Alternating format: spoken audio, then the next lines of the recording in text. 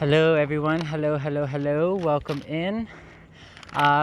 This is your boy Nicholas. I'm coming to you today just with a word of motivation and encouragement.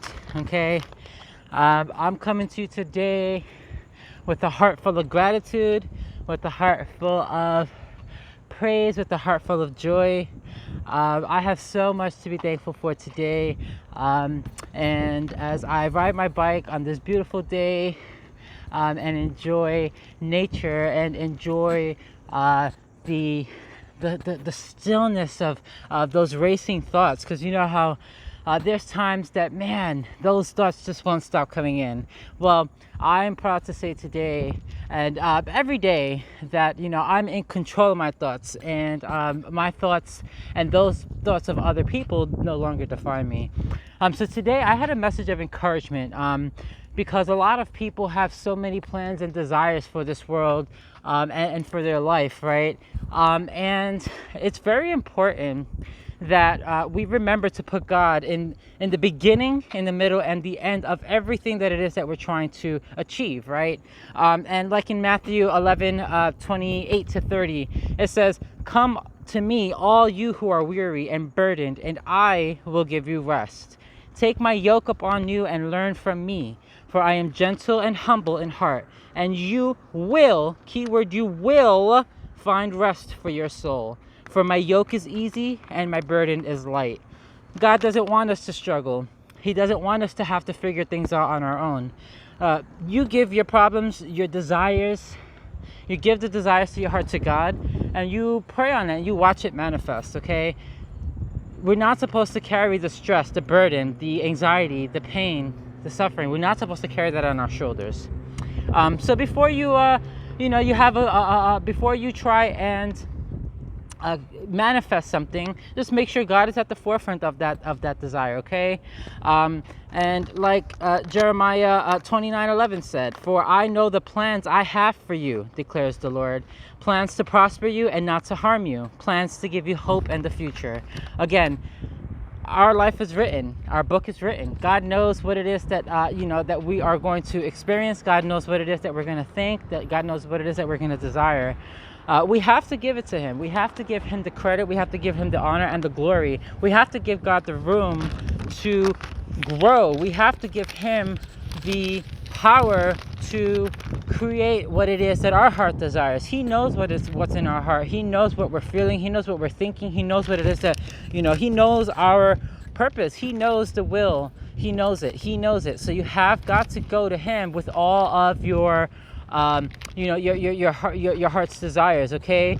And again, I say this because I know a lot of people who have projects that they're working on, and they're doing it because it's what they enjoy, and that's great. It's not to take away from your own likings and Lord help me, and the desires of your heart, but you've got to make sure that God is in the center of it all. So that you can actually see this plan and this goal and this desire manifesting and come to life, okay?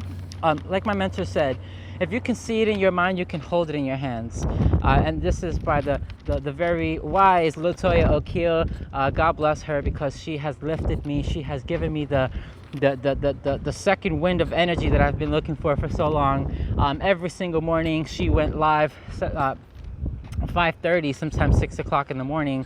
Then she jumped it up to 7 o'clock, and now it's like, all right, catch me if you can. God bless you, Latoya. I thank you so much for the wisdom that you've deposited into my soul. And also I wanted to read Matthew 6 verse 33. "Seek first the kingdom of God and his righteousness, and all things shall be added unto you." Again, guys, we have got to put God in our forefront. We have got to come with him. We have got to come to him with the desires of our heart, and you will see it manifest. It's not going to happen overnight. You have got to pray on it. You have to position and align yourself to receive the blessings that God has in store for you. Once you align yourself, you get rid of all those things that's holding you back from actually obtaining and receiving those blessings. You'll see it manifest, man. You have got to have trust in the Lord. You have got to trust him with all your heart. And I'm coming to you guys from experience. I'm coming to you guys knowing that there was a point in my life just not too long ago when I had absolutely no strength, I had no hope, I had no desires. I thought, you know what, I'm just not gonna go anywhere with life, man. This is what it is. And God picked me up and said, boy, you better shut your mouth. You better wipe off you better wipe those tears, get back up, and keep it going. This is just a season. This is not a lifetime. This is just a season. This is not a lifetime. You will prosper. You will be something. Yeah, you may have to work a little bit harder than the rest because, I'm not, I don't, unfortunately, not even for, unfortunately, fortunately for me, I do not have handouts. I do not have people just saying, here's $1,000, go and do what you got to do. Nope.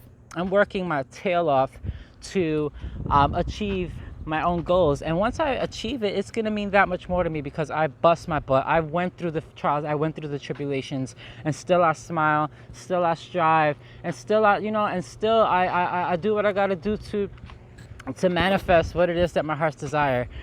God keeps telling me I'm meant to help people. I'm meant to help people. My testimony, if you aren't moved by someone's testimony, not just mine, then your heart is still closed, your mind is still closed. You have to open up your heart. You have to allow people, regardless if you know them or not, you have got to listen and understand the words that you receive when you receive them. Little things are, someone's story, you never know, may just inspire you to do something different. We can't be conformed to this world. We have to be transformed by the renewing of our mind. And so I say that to say, if you're still doing things that, that you were doing before this whole pandemic started, then you're doing something wrong. If you haven't seen change, if you haven't seen growth since coming into this pandemic, then you're doing something wrong. Consider asking God what it is that He wants you to be doing. Ask Him, how do I achieve it? Ask Him, to